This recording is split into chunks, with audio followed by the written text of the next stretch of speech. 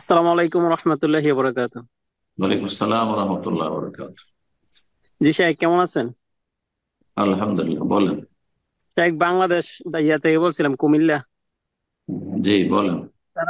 শাইখ, আমার কথা হচ্ছে কি, আমি আপনার ওই যখন হানাফি মাযহাবের একজন লোক এখন, আমি যখন তো সহিহ কিতাব বুঝতে শিখেছি তখন থেকে সালাত কন্টিনিউ করি, এবং কি আমার পরিবারের চেষ্টা করি আর কি পর্দার বিষয়ে জানার জন্য আর কি। তো মাশাআল্লাহ। আমি বাহ। মানে পর্দার বিষয়ে যখন বলি ওরা ওইভাবে মানতে চায় না, তারপরে ওদের ফ্যামিলি থেকেও মানতে চায় না।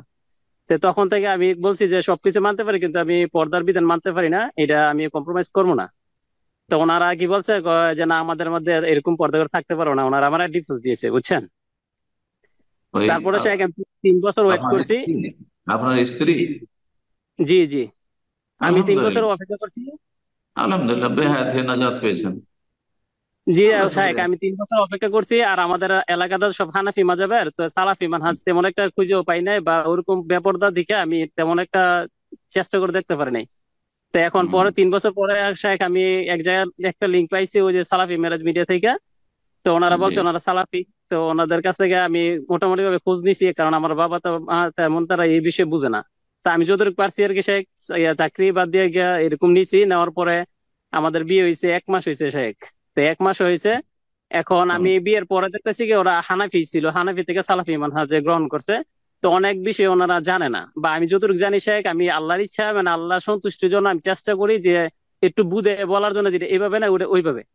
তো অনেক বিষয় যখন আমি বিস্তারিত বলতে যাই তখন ওরা মানে মেয়ে আর কি, তখন মানে বিরক্ত মনে করে, আর মনে করে যে আমি পেঁচাইতেছি যে কোনো একটা কাজ করে। উল্টো পাল্টা যখন আমি বলি ভাবে তখন পেঁচাইতেছি মনে করে, বা আমি যদি ওরা একটু একটু মানে অনেক সময় রাগ হয়, যদি আমি বলি সাহেব যে বারবার ফোন দেই যে আসলে রাগ করছে কিনা, আমি তো চাই না, কারণ আমার একটা পিছনে গেছে, আর এটা আমি চাই যে পর্দাটা করে। শিওর 100% পর্দা করে, কিন্তু সে অন্য অন্য দিকগুলো আমার নিতে পারে না। মানে উদ্ভট, মানে আমি যদি বলি কথা কথা রিপিট করে। আবার যখন আমি বলি যে কথা কথা রিপিট করা ঠিক না, তখন বলে না আমি তো এগুলো করি নাই, আমি রিপিট করি কে লেগে, আমি তো যেটা করছি সত্য বলছি। বা এরকম শাহেক। এখন আমি মানে যতটুকু আমি আল্লাহর ইচ্ছা আমি সত্য কথা বলতে চাইতেছি শাহেক, আমার না শারীরিক কোনো সমস্যা নাই বা কোনো কিছু সমস্যা নাই, জাস্ট আমি ওদের সাথে ম্যাচিং করে চলতে পারতেছি না। এখন আমি এই মুহূর্তে মানে কি করতে পারি শাহেক?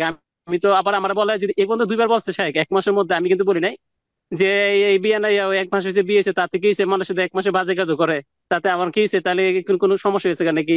তারপর কিছুদিন আগে একটা কথা বলছিলাম, তখন বলতেছে না আপনি মনে হয় আমার নিয়ে খাওয়ার ইচ্ছা নাই, এটা এটা, কিন্তু শাহেক এই ধরনের চিন্তা আমার মাথায় ছিল না, এটা একমাত্র আল্লাহ তাআলা জানে। সংক্ষেপ সংক্ষেপ করেন। জি আপনার শাহেক, তো আপনার এখন আসল পরিচয়টা আসে। জি শাহেক, তো এখন আর শাহেক আমি এখন এই অবস্থাতে আছি, এখন আমার কি আবার মানে ওনারা কিভাবে বুঝাইতে পারি আর কি, কিভাবে বুঝাইলে আমার জন্য সহজ হইবে আর কি, যদি একটু নসিহত করতেন, বা আমি কি ডিসিশন নিতে পারি যদি একটু নসিহত করতেন আর কি।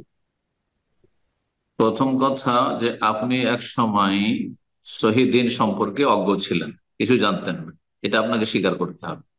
তাহলে যখন আপনি জানতেন না, তখন প্রথম প্রথম যখন আপনার কাছে নতুন কিছু আসতো, সহি কথা আসতো, তখন আপনাকে খারাপ লাগতো। এটা মানুষের বদ অভ্যাস, যে নিজের বিশ্বাস যদি ভ্রান্ত বিশ্বাসও থাকে, তার বিপরীত কেউ বললে মানুষ অসন্তুষ্ট হয়। এটা হচ্ছে, যেমন আপনার হয়তো তেমনই আপনার স্ত্রী হচ্ছে।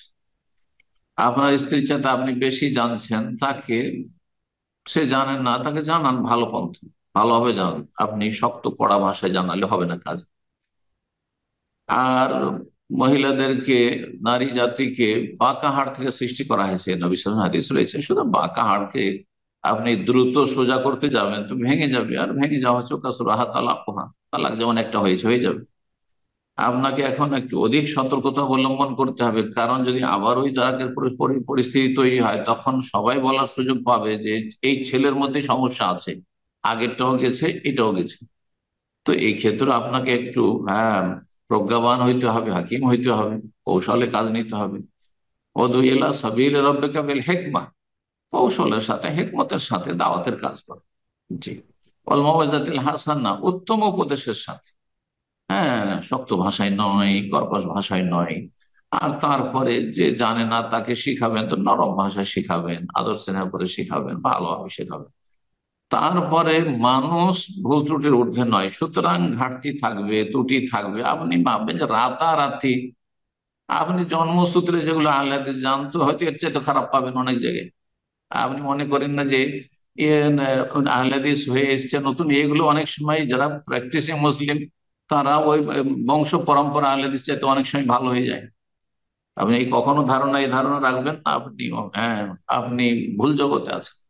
মানুষ সব সমাজে আছে, অসৎ আছে, সব সমাজে মানুষের ত্রুটি আছে, ভুলের ঊর্ধ্বে কেউ নয়।